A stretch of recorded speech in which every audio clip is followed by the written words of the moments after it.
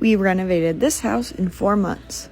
We started by removing the popcorn ceilings and a few of the rooms. Yes, we tested for asbestos. I don't want to hear it. Then we ripped out this hardwood flooring. It was the only room with it, and it was not original to the house, and we wanted all the rooms to have the same flooring. So we ripped that out, 1,000 staples, and then I just started painting everything with a fresh coat of white paint. The goal was to get one bedroom ready for my husband, daughter, and I to live out of while we renovated the rest of the house. So after we got everything painted, we started to lay these engineered hardwood floors. In this room, we just stapled and added a water barrier, but in the rest of the house, we ended up gluing and stapling. Just helped with some creaking. Then we removed this wall. It was not load bearing. We did check on that, and it just helped open up the kitchen.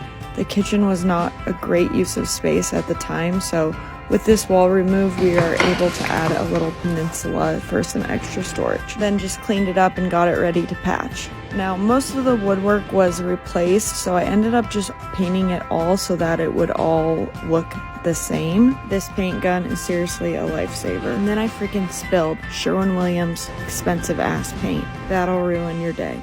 The weird thing about this house is there is no subfloor. These hardwood floors were the subfloor, and unfortunately they were in really rough shape, so we could not keep them. I shed a few tears, and then we moved on to laying more of the flooring. Laying hardwoods is no joke. It is a tedious task. We removed this part of the wall so that we could actually inset the fridge into it, pretty much like a little cubby, so that it wouldn't be sticking out into the middle of the room anymore. And we had a stackable washer and dryer anyway, so we didn't really need the space in the laundry room. Max almost made this cubby too small for the fridge though, and we barely squeezed it in. I spent like 19 days, it felt like, patching the ceilings and the walls, trying to get it to look as good as possible.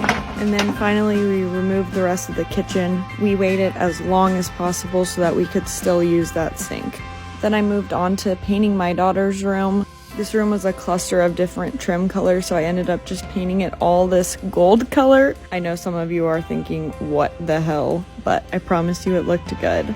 Once I got everything painted, we finished the flooring into the kitchen and this last bedroom. We were so close to done with the flooring. And finally, it was time to put our kitchen together.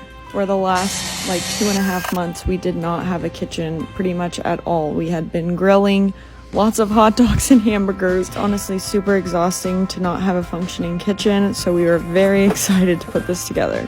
We ended up doing MDF countertops, and then I epoxied them to look like a faux marble. I had always wanted to try to do an epoxy countertop, and we could save a lot of money instead of doing a quartz. And I'm not a huge fan of laminate, so I wanted to see if I could make this look good and save some money. And to be honest, it was super tedious. Some parts were fun, like the painting, because I was able to make mistakes and just keep fixing them.